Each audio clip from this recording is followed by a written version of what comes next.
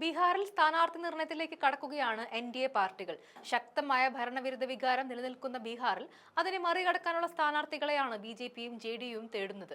അതുകൊണ്ട് തന്നെ ഈ സർക്കാരിൽ മന്ത്രിമാരായിരുന്ന ഭൂരിപക്ഷം പേർക്കും സീറ്റ് നിഷേധിക്കുമെന്ന് ഉറപ്പാണ്. പഴയ മന്ത്രിമാരെയുമായി തെരഞ്ഞെടുപ്പിന് ഇറങ്ങിയാൽ തോറ്റു തുന്നം പാടുമെന്ന കാര്യത്തിൽ ബി.ജെ.പിക്ക് പോലും തർക്കമില്ല. ഈ സാഹചര്യത്തിലാണ് മന്ത്രിമാരെ മാറ്റി നിർത്തുവാൻ എൻ.ഡി.എ തീരുമാനിച്ചിരിക്കുന്നത്. ഭരണവിരുദ്ധ വികാരം തിരിച്ചടിയാകാതിരിക്കാൻ പുതുമുഖങ്ങൾക്ക് സീറ്റ് നൽകുന്നതും പരിഗണിക്കും. ഗുജറാത്തിലും ഛത്തീസ്ഗഡിലും പരീക്ഷിച്ച തന്ത്രം ബീഹാറിൽ പ്രാവർത്തികമാക്കാനാണ് ബി.ജെ.പി നീക്കം നടക്കുന്നത്. 75 വയസ്സ് പ്രായപരിധി കർശനമായി നടപ്പിലാക്കുന്നതിനൊപ്പം മണ്ഡലത്തിലെ സാഹചര്യങ്ങൾ നേതൃത്വം വിലയിരുത്തിയിട്ടുണ്ട്. പ്രതിപക്ഷത്തിന് ഭരണം ലഭിക്കാതിരിക്കാൻ മുഖ്യമന്ത്രി സ്ഥാനം ജെ.ഡി.യുവിന് നൽകിയാണ് ബി.ജെ.പി വിട്ടുവീഴ്ച ചെയ്തത്. ഇക്കുറി അതിന് അവസരം നൽകാതെ ഒറ്റയ്ക്ക് കളം പിടിക്കാനാണ് ബി.ജെ.പി ശ്രമിക്കുന്നത്.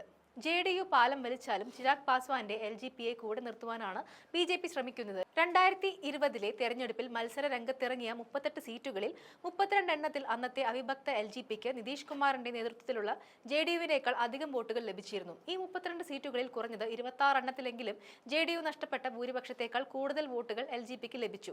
മറ്റ് സീറ്റുകളിൽ എൽ.ജി.പി രണ്ടാം സ്ഥാനത്തെത്തി. ശേഷിക്കുന്ന ഒരു സീറ്റ് 333 വോട്ടുകളുടെ നേരിയ വ്യത്യാസത്തിൽ എൽ.ജി.പിക്ക് വിജയിച്ചു.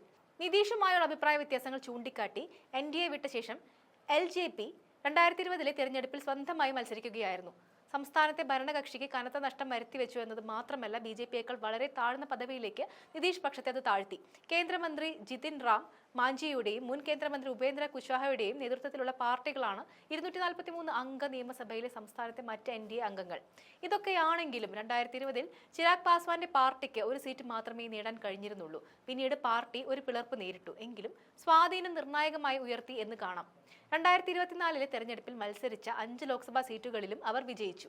അന്ന് ചിരാഗ് പാസ്വാൻ 3ാം തവണയും ലോക്സഭ MP ആയി. ഒരിക്കലും നിയമസഭാ തെരഞ്ഞെടുപ്പിൽ ഈ നേതാവ് മത്സരിച്ചിട്ടില്ല. എന്നാൽ ഇക്കുറി MP സ്ഥാനത്ത് ഇരുന്നുകൊണ്ട് തന്നെ നിയമസഭയിൽ മത്സരിക്കാനുള്ള സാധ്യത ചിരാഗ് പാസ്വാനുണ്ട്. കേന്ദ്രമന്ത്രി പദവി രാജിവെക്കാനും ആലോചിക്കുന്നുണ്ട്. ജയിച്ചാൽ ബീഹാറിൽ മുഖ്യമന്ത്രി കസേര പോലും ഈ നേതാവ് ലക്ഷ്യം വെക്കുന്നുണ്ട്. അതുമല്ലെങ്കിൽ ഉപമുഖ്യമന്ത്രി പദവിയും കുറഞ്ഞത് 4 മന്ത്രിസ്ഥാനമെങ്കിലും ചിരാഗിന്റെ ബക്കറ്റ് ലിസ്റ്റിലുണ്ട്. എന്തായാലും ബീഹാർ തെരഞ്ഞെടുപ്പ് ചൂടിലേക്ക് മാറിക്കഴിഞ്ഞു. തെരഞ്ഞെടുപ്പ് അവലോകന യോഗം പട്നയിൽ ചേർന്നു കഴിഞ്ഞു. മുഖ്യ തെരഞ്ഞെടുപ്പ് കമ്മീഷണർ ജ്ഞാനേഷ് കുമാർ 2 ദിവസത്തെ സന്ദർശനത്തിനായി ബീഹാറിലെത്തുന്നുണ്ട്. യോഗത്തിൽ നിലവിലെ സ്ഥിതിഗതികൾ സംസ്ഥാന തെരഞ്ഞെടുപ്പ് ഓഫീസർ വിലയിരുത്തി. 243 സീറ്റിലേക്കായുള്ള തെരഞ്ഞെടുപ്പ് 2 ഘട്ടങ്ങളിലായി നടത്തുവാനാണ് സാധ്യതകൾ നിലനിൽക്കുന്നത്.